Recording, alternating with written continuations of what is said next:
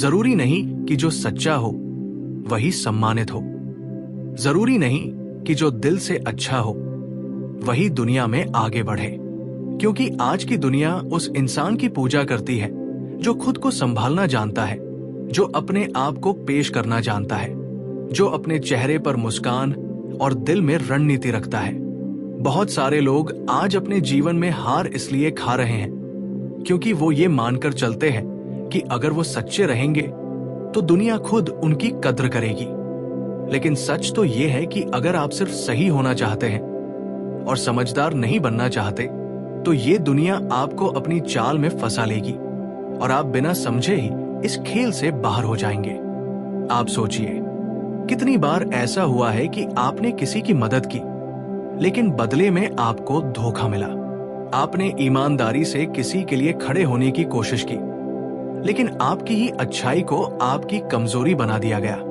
आपने भरोसा किया लेकिन सामने वाले ने उसी भरोसे का इस्तेमाल आपके खिलाफ किया और फिर आप अपने कमरे में बैठे ये सोचते रह गए कि दुनिया इतनी गलत क्यों है, क्यों लोगों को मेरी सच्चाई नजर नहीं आती।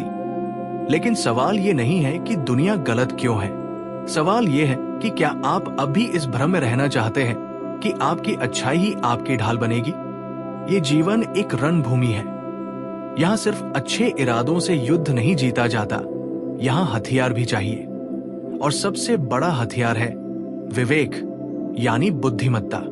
अगर आप समझ नहीं पा रहे कि कौन आपकी मुस्कुराहट के पीछे क्या सोच रहा है तो फिर आप एक साधारण मोहरा बन जाते हैं इस दुनिया की बिसात पर। यहाँ जो खिलाड़ी है वही राज करता है, जो अपने दिल को भी जानता है और दूसरों के चेहरों के पीछे छिपे इरादों को भी पहचानता है। पहला पाठ जो हमें सीखना है वो है सिर्फ अच्छा होना काफी नहीं, समझदार बनो। ये मत सोचिए कि आपकी दयालुता ही आपके लिए सब कुछ कर देगी। अगर उस दयालुता के पीछे ताकत नहीं है तो वो दयालुता आपको सिर्फ इस्तेमाल होने का मौका देती है। दुनिया ऐसे लोगों की इज्जत नहीं करती जो खुद को बचाना नहीं जानते।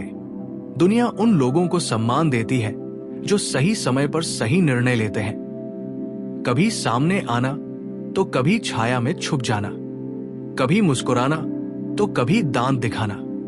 ये रणनीति है, ये चालाकी नहीं बल्कि समझदारी है। दूसरा बिंदु जो हमें समझना होगा वो है भोलेपन और अच्छाई में फर्क समझो। देखिए, अच्छा होना एक गुण है लेकिन भोला होना एक दोष बन सकता है अगर आप ये सोचें कि हर कोई आपके जैसे ही सोचता है। कई बार लोग आपके चेहरे की मासूमियत देखकर ही आपको अपना निशाना बना लेते हैं। वो जानते हैं कि आप टकराव से डरते हैं, वो समझते हैं कि आप अस्वीकार किए जाने से घबराते हैं और यही डर आपका सबसे बड़ा शत्रु बन जाता है। इसलिए जरूरी है कि आप अच्छे बने रहें लेकिन उस अच्छाई में होश भी शामिल हो। दुनिया आज उन लोगों को याद रखती है जो जानकार हैं, जो लोगों को पढ़ना जानते हैं, जो जान लेते हैं कि किससे क्या और कितना साझा करना है। तीसरा और सबसे गहरा बिंदु है दयालुता की असली कीमत तभी है जब उसके पीछे शक्ति हो। आप सोचिए, अगर कोई व्यक्ति हर किसी से प्रेम करे लेकिन उसमें निर्णय लेने की ताकत ना हो, नेतृत्व की क्षमता ना हो, तो क्या लोग उसे आदर देंगे? नहीं, वे उसका उपयोग करेंगे, दया दिखाएंगे लेकिन सम्मान नहीं देंगे। क्योंकि शक्ति के बिना दयालुता सिर्फ एक भावनात्मक उपदेश बन जाती है। दया की असली कीमत तभी है जब सामने वाला महसूस करे कि आप उसे क्षमा इसलिए कर रहे हैं क्योंकि आप में उसे मिटा देने की ताकत है, लेकिन आप उसे छोड़ने का चुनाव कर रहे हैं। आज की युवा पीढ़ी प्यार की तलाश में, स्वीकार किए जाने की लालसा में खुद को इतना खोल देती है कि उनके पास कोई रक्षा नहीं बचती। लेकिन क्या आपने कभी गौर किया है कि जिन लोगों को आप फॉलो करते हैं, जिनसे आप प्रेरित होते हैं, वो सिर्फ अच्छे नहीं होते, वो स्मार्ट होते हैं। वो अपनी छवि को समझते हैं, अपने शब्दों को तोलते हैं, अपने इरादों को प्रकट करने से पहले 100 बार सोचते हैं। वो जानते हैं कि इस दुनिया में लोग सच्चाई से ज्यादा उसकी छवि पर भरोसा करते हैं जो खुद को नियंत्रण में दिखाता है। अब ये मत सोचिए कि ये बातें आपको क्रूर बनने को कह रही हैं। नहीं, ये बातें आपको चतुर और विवेकशील बनने को कह रही है, ताकि जब आप अच्छाई करें तो लोग आपकी ताकत को महसूस करें, न कि आपकी मासूमियत का लाभ उठाएं। ताकत सिर्फ बाहरी प्रदर्शन नहीं होती, ताकत है आत्मनियंत्रण, निर्णय लेने की क्षमता, सही और गलत के बीच का संतुलन। और उस संतुलन को पकड़ना ही जीवन की सबसे बड़ी कला है। आपको अब यह तय करना है कि आप अपने गुणों को अपनी कमजोरी बनने देंगे या उन्हें अपनी ताकत बनाएंगे। आप सोचिए, आप खुद को कितना जानते हैं? क्या आप ये जानते हैं कि आपकी अच्छाई कब आपको गिरा रही है? क्या आप ये पहचान सकते हैं कि कौन आपके आसपास केवल लाभ उठाने के लिए है और कौन आपके आत्मबल को देखकर आपके पास आता है? यही 3 बातें, समझदारी से अच्छा होना, भोलेपन से बचना और ताकत के साथ दयालुता रखना, ये 3 सूत्र अगर आपने आत्मसात कर लिए तो दुनिया की चालें आपको मोहरा नहीं बना पाएंगी। आप उस खिलाड़ी बनेंगे जो ना केवल अपने लिए बल्कि दूसरों के लिए भी एक प्रेरणा बन जाएगा। अब अगली बार जब आप किसी को माफ करें तो ये याद रखें, आप इसलिए माफ कर रहे हैं क्योंकि आप ताकतवर हैं, न कि इसलिए क्योंकि आप कमजोर हैं। और अंत में बस इतना कहूंगा, अपनी अच्छाई को तलवार बनाओ, ढाल मत। तभी लोग तुम्हारी दया को मजबूरी नहीं, ताकत समझेंगे। और यही वो रास्ता है जिस पर चलकर आप न सिर्फ इस दुनिया में बचेंगे बल्कि सम्मान के साथ जिएंगे। बहुत लोग जीवन की सबसे बड़ी गलती यही करते हैं कि वे सोचते हैं, अगर मेरा इरादा साफ है तो मुझे सफाई देने की जरूरत नहीं। लेकिन सच्चाई यह है कि आज की दुनिया में सिर्फ इरादे नहीं चलते, यहां आपकी छवि, आपकी भाषा, आपका आत्मनियंत्रण और आपकी समझ भी उतनी ही अहम है। इसलिए आज हम उस यात्रा के अगले 4 पड़ावों की बात करेंगे। वो 4 बातें जो अगर आपने समझ ली तो आपका जीवन केवल एक अच्छा जीवन नहीं बल्कि एक प्रभावशाली जीवन बन जाएगा। चौथा बिंदु है, अपने चेहरे को पढ़ना सीखो ताकि कोई और उसे इस्तेमाल न कर सके। आपका चेहरा वो आईना है जिसमें आपकी भावनाएं सबसे पहले दिखती है। जब आप दुखी होते हैं वो आपकी आंखों में आता है। जब कोई आपकी आलोचना करता है तो आपकी गर्दन झुक जाती है। जब कोई आपकी तारीफ करता है तो आप खिल उठते हैं। लेकिन क्या आपको पता है कि दुनिया में ऐसे लोग हैं जो आपके चेहरे की हर एक झलक को पढ़ना जानते हैं? वो ये देख लेते हैं कि किस बात पर आप टूटते हैं, कब आप घबरा जाते हैं, कब आपकी आंखें नम हो जाती हैं, और फिर वो उन्हीं बिंदुओं को दबाकर आपको नियंत्रित करते हैं। इसलिए अगर आप जीवन में सम्मान पाना चाहते हैं तो अपनी भावनाओं का नियंत्रण अपने हाथ में रखिए। इसका मतलब ये नहीं कि आप पत्थर बन जाए, इसका मतलब है कि आप जाने कि किसके सामने कितना दिखाना है। चेहरे पर नियंत्रण का मतलब है आत्मनियंत्रण। ये वो कला है जो आपको भावुकता से नहीं बल्कि विवेक से आगे बढ़ना सिखाती है। जब लोग देखेंगे कि आप शांत हैं, तब भी जब आप भीतर से उथल पुथल महसूस कर रहे हो, तब वे आपकी ताकत को पहचानेंगे। 5वां बिंदु है, शब्दों का चुनाव सिर्फ लेखकों के लिए नहीं होता, योद्धा भी शब्दों से जीतते हैं।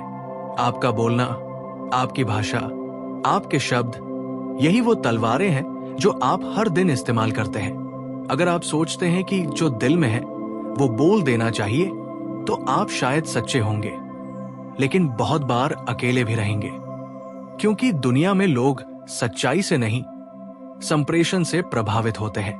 आप क्या कह रहे हैं उससे कहीं ज्यादा जरूरी है कि आप उसे कैसे कह रहे हैं। कई बार लोग गुस्से में अपने दिल की बात कह देते हैं और रिश्ते खत्म हो जाते हैं। कई बार लोग भावुक होकर वो बोल जाते हैं जिसे सुनने वाला अपना अपमान समझ लेता है, और फिर हम हैरान रह जाते हैं कि हमने तो कुछ गलत नहीं कहा। लेकिन सच ये है कि शब्द, उनके उच्चारण और उनका समय, ये सब मिलकर तय करते हैं कि सामने वाला क्या महसूस करेगा। तो अगली बार जब आप किसी से बात करें, चाहे वो प्यार में हो, काम में हो या टकराव में, तो याद रखिए कि आपकी भाषा ही आपकी असली पहचान है। आप चाहे कितने भी सच्चे क्यों न हो, अगर आपके शब्दों में ठहराव, आत्मसंयम और समझ नहीं है तो आपकी सच्चाई दब जाएगी। शब्दों को तलवार की तरह धारदार नहीं, बल्कि दीपक की तरह प्रकाशमान बनाइए। छठा बिंदु है, हर किसी से गहराई से मत जुड़ो। हर रिश्ता आत्मा का सौदा नहीं होता। कई लोग इस बात को नहीं समझते कि जीवन में हर रिश्ता दिल से निभाने जैसा नहीं होता। हम हर इंसान को अपना मान लेते हैं, हर मुस्कुराहट को दोस्ती और हर साथ चलने वाले को जीवन का हिस्सा समझ लेते हैं। लेकिन फिर जब वही लोग बीच रास्ते में हमें छोड़ जाते हैं, तब हम टूट जाते हैं। क्यों? क्योंकि हमने उन्हें अपने अंदर तक आने दिया, वहां तक जहां सिर्फ कुछ खास लोगों को जगह मिलनी चाहिए थी। हर रिश्ता पवित्र नहीं होता। कुछ लोग केवल परिस्थितियों की वजह से हमारे साथ होते हैं और कुछ लोग हमारे जीवन में केवल अपने स्वार्थ के लिए आते हैं। ये जानना जरूरी है कि कौन वास्तव में हमारे जीवन के भागीदार हैं और कौन केवल हमारे समय के यात्री। आत्मा की गहराई सिर्फ उन लोगों के लिए होनी चाहिए जो उसे समझते हैं, जो उसका मान रखते हैं। इसलिए ये सीखना जरूरी है कि आप कहां तक किसे आने दे रहे हैं। हर बार दिल खोल देना आत्मीयता नहीं, अक्सर मूर्खता भी बन सकता है। अपने भीतर एक बगीचा बनाइए, लेकिन उसमें हर आने जाने वाले को पैर रखने की इजाजत मत दीजिए। सातवां और अंतिम बिंदु है, संयम ही सबसे बड़ा आकर्षण है और सबसे गहरी शक्ति भी। इस दुनिया में वो लोग ही प्रभावशाली माने जाते हैं जो खुद को संभालना जानते हैं, चाहे गुस्सा हो, लालच हो या मोह। जो अपने अंदर की बाढ़ को नियंत्रित कर ले, वही बाहरी तूफानों में अड़िग खड़ा रह सकता है। संयम कोई साधारण बात नहीं है। ये वो गुण है जो धीरे धीरे तपकर बनता है। ये वो शांति है जो सबसे उग्र समय में भी आपको अंदर से मजबूत बनाए रखती है। संयम का मतलब है कि आप प्रतिक्रिया देने से पहले सोचते हैं। आप जानते हैं कब चुप रहना है, कब बोलना है और कब आगे बढ़ जाना है। संयम आपको अवसरों की पहचान कराता है, दूसरों की चालों को देखने की दृष्टि देता है और सबसे बड़ी बात, ये आपके आत्मबल को उस स्तर तक ले जाता है जहां दुनिया खुद ब खुद आपको गंभीरता से लेने लगती है। आज जब युवा आत्मसंयम को कमजोर मानते हैं, जब लोग हर बात पर प्रतिक्रिया देना ही ताकत मानते हैं, तब आप इस भ्रम से बाहर आइए। जो जितना संयमी है वही उतना प्रभावशाली है। जो अपने शब्द, अपने चेहरे, अपने रिश्ते और अपनी ऊर्जा को नियंत्रित कर सकता है, वही जीवन का असली खिलाड़ी है। तो अब सोचिए, क्या आप अब भी वही रहना चाहते हैं जिसे लोग बहुत अच्छा कहकर किनारे कर देते हैं, या आप अब वो बनना चाहते हैं जो अच्छे भी हैं, चतुर भी और संयमी भी? आपकी अच्छाई तब तक अपूर्ण है जब तक उसमें बुद्धिमत्ता, सीमा और शक्ति का मेल न हो। अब से अपने जीवन को एक रण समझिए जहां हर कदम सोच समझ कर रखना है, अपने दिल को भी समझना है और दुनिया के इरादों को भी पहचानना है। यही वो मार्ग है जहां आपकी अच्छाई आपकी सबसे बड़ी ताकत बन जाएगी, न कि आपकी कमजोरी। याद रखिए, ये जीवन युद्ध का मैदान है और आप एक योद्धा है। योद्धा केवल तलवार से नहीं जीतता, वो अपनी समझ, अपने शब्द, अपने संयम और अपने आत्मबल से जीतता है। और अगर आपने ये 7 बातें अपने जीवन में उतार ली, तो फिर कोई ताकत नहीं जो आपको गिरा सके। आप तब सिर्फ जीवित नहीं रहेंगे, आप उदाहरण बन जाएंगे।